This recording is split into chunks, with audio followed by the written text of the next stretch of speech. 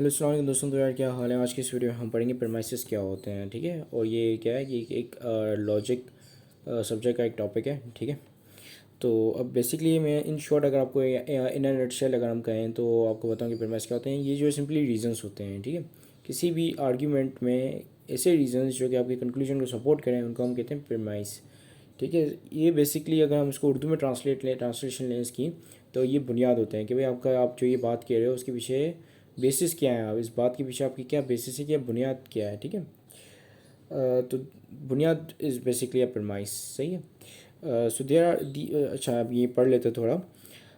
These are basically statements in an argument that provide or act as reasons or support for a single or many conclusions. ठीक है, अच्छा बाज़ू का जो argument के अंदर एक ही कंक्लूजन ही होता है, लेकिन कुछ ऐसे कंक्लूजन्स होते हैं जो कि इंटरमीडिएट कंक्लूजन होते हैं जो कि फर्दर उसी कंक्लूजन को सपोर्ट कर रहे होते हैं। ठीक है, सो ऐसे कंक्लूजन जो कि आगे एक मज़ीद एक फाइनल कंक्लूजन को सपोर्ट कर रहे हो उनको आप कहते हो इंटरमीडिएट कंक्लूजन्स। ठीक है, सो प्रेमाइसेस क्या होते हैं, ये जो है बेसिकली रीजंस होते हैं।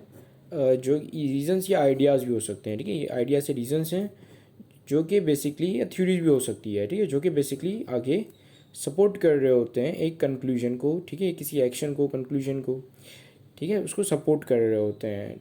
तो उस चीज़ को आप कहते हो ये प्रेमाइस है। ठीक है, और ये इसलिए प्रोवाइड किए जाते हैं ताकि सपोर्ट कर सकें उस कंक्लूजन को।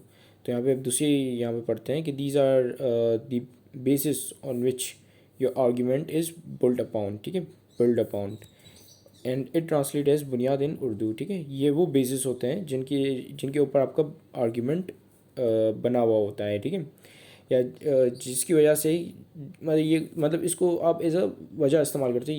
ये आपकी वजूहत होती हैं जिनकी बेसिस के ऊपर एक दूसरा बंदे को आप कन्विंस करते हो कि भाई आपके ये कंक्लूजन मान ले। ठीक है, सो इसकी एग्जांपल पढ़ते हैं यहाँ पे हम। My brother should not work and focus on his studies because the advantage of good grade would exceed the value of work. अब ये कह रहा है कि मेरा ब्रदर जो है वो उसको वर्क नहीं करना चाहिए। अब ये वाली जो लाइन है कि my brother should not work and focus on his studies.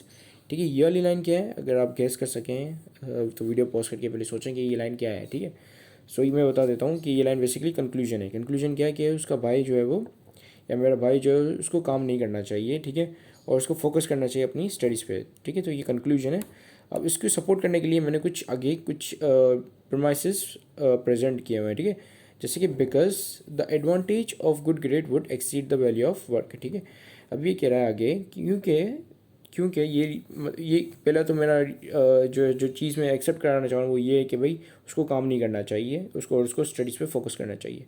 अब इस चीज़ को कन्विंस करने के लिए मैंने कुछ रीजंस प्रोवाइड किए हुए हैं, क्योंकि जो एडवांटेज है गुड ग्रेड का वो जो वैल्यू है वर्क की उसको एक्सीड करता है। यानी कि अगर गुड ग्रेड आते हैं तो ये ज़्यादा बेटर है कि वो वर्क करे। ठीक है, वर्क करने से ज़्यादा बेटर ये है कि उसको गुड ग्रेड आए। ठीक है, फर्दर मोर यहाँ पे मैंने एक और प्रमाइस के लिए प्रमाइस यहाँ पे लिखा हुआ है, the pay does not justify the work. ठीक है, अब ये क्या है कि जो पे मिलती है, जो सैलरी है, वो जस्टिफाई नहीं करती वर्क। यानी वर्क बहुत ज़्यादा करवाते हैं, काम बहुत ज़्यादा करवाते हैं, लेकिन पे काफ़ी कम है उसके बरक्स। ठीक है, सो ये दो क्या है, ये दो यहाँ पे प्रमाइस और एक कंक्लूजन है। ठीक है, so these are what the premises.